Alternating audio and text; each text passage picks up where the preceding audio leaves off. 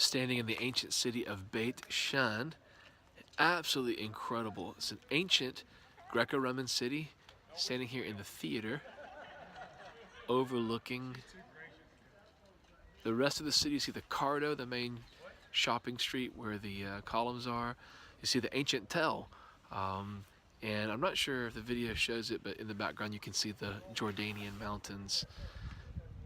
Incredible. It's my third time here, and every time I'm here I'm so impacted by it.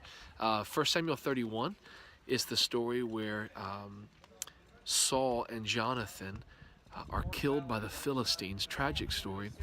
Happened in Mount Gilboa, which is, I'm looking towards Mount Gilboa. You can't see it even if I turn the camera, because there's a giant hill there. But Saul and David fall on the mountain. The Philistines killed them, and it says, 1 Samuel 31, that they cut the heads off of the bodies and they bring them to the town of Beit Shan, and they hang their bodies on the walls of the city, which would have been on top of this hill right here. David and his men hear about that. They weep, they mourn, get into 2 Samuel chapter 1. And they go in the night and they take the bodies down and they give them a proper burial.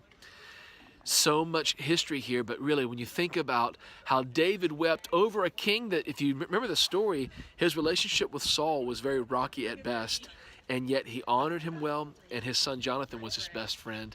And so the way he mourned them when they died, and knowing that this is exactly where that took place, this is where their bodies were hung in shame, and yet David and his men brought their bodies down to honor them well. Beit Shan, incredible, incredible history here. It's a privilege to get to visit this place. I hope you could join me in the future.